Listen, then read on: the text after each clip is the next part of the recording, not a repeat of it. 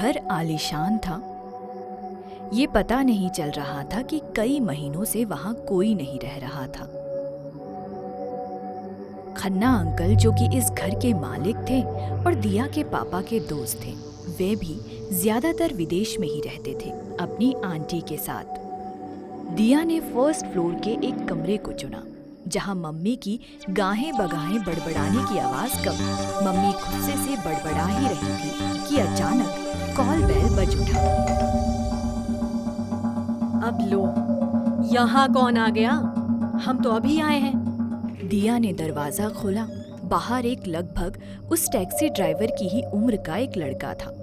उसके हाथ में एक थैला था। जी, मैं दीपक, यहीं पास वाली दुकान में काम करता हूँ। वो खन्ना साहब ने फोन कर दिया था, तो ये सामान। दिया ने वो थैला ले लिया। उस लड़के ने अपना नंबर भी दिया कि अगर और किसी सामान की जरूरत हो तो उसे फोन कर सकते हैं, वो दे जाएगा। वो कुछ अंडे, दूध, ब्रेड के पैकेट और मिलते जुलते ही कुछ और सामान दे गया जो तुरंत उनके काम आने वाले थे। सबने थोड़ा बहुत खाया पिया और सोने चले गए। मम्मी पापा ने ग्राउंड फ्लोर वाले मास्टर बेडरूम को चुना था। दिया अपने कमरे में बैठी मोबाइल के कॉन्टैक्ट लिस्ट में जाकर विनय का नंबर घूर रही थी, जैसे देखने भर से उसे कॉल लग जाएगा। विनय ने अब उसे फोन करना बंद कर दिया था।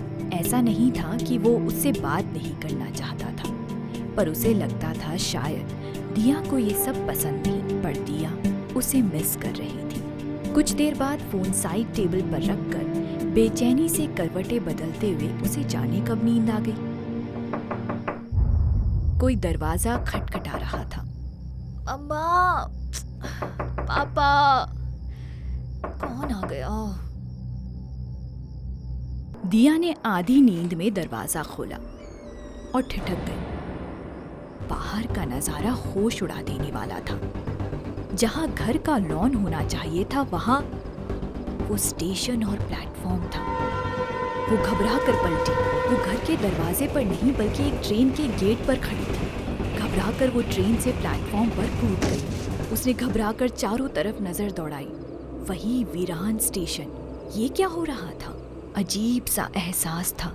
ना ठंड ना गर्मी, भोर हो रही थी या दिन डूब रहा था, कुछ पता नहीं चल रहा था, क्योंकि ना वहां अंधेरा था ना ही रोशनी। ऐसा लग रहा था वो स्टेशन उसी का इंतजार कर रहा हो, जैसे कुछ काम था उसका वहां जो वो भूल गई थी। वो अनिश्चित सी उस प्लेटफॉर्म पर चलते हुए सूनी पटरियों को घूरती रही और तभी एक भयानक कर्कश आवाज आई। मैंने मना किया था यहाँ आने को। वो हड़बड़ा के पलटी तो सामने वही टैक्सी ड्राइवर था। मैं नहीं, वो दरवाजा। वो उसे गुस्से से घूरे जा रहा था। देखते देखते अचानक उसके शरीर से लपटें उठने लगी, नीली लपटें, जैसे आग नहीं पानी की बनी हो। वो जलने लगा और काले धुएं में बदलकर गायब हो गया। दिया ने डर के मारे अपना चेहरा ढक लिया। तभी उसे किसी के चलने की आवाजें आई।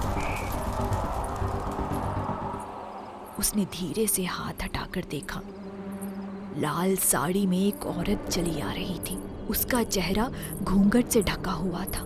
वो दिया के सामने से गुजर गई, जैसे उसे देखा ही नहीं। दिया उसके पीछे पीछे चलने लगी। सुनिए, हेलो, आप कौन? तभी वो औरत पलट गई। दिया जोर से चीख मारकर उठ बैठी। वो अपने कमरे में ही थी। ओह, ये सपना था, अजीब और भयानक। शायद सफर की वजह से उसे शांत होने में थोड़ा समय लगा। फिर वो दोबारा सो गई। सुबह तक वो सपना भूल चुकी थी। अब इतनी सुबह कहाँ चल दी? अब यहाँ क्या प्रॉब्लम है? मुझे कौन पहचानता है?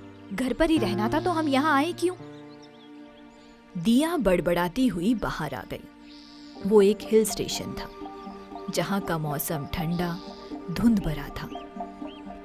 उसने जीन्स, जैकेट और दूसरे ऊनी गर्म कपड़े पहन रखे थे। वो कल रात से ही उस स्टेशन और टैक्सी ड्राइवर की रहस्यमयी बातों के बारे में सोच रही थी। उसने कहा था रात में वहां कोई नहीं आता। फिर कुछ सोचकर वो पैदल ही स्टेशन की तरफ चल दी। आखिर क्या था उस स्टेशन का रहस्य? क्या दिया जान पाएगी ये राज? जानने के लिए जरूर देखें अगला एपिसोड। कहानी जारी रहेगी।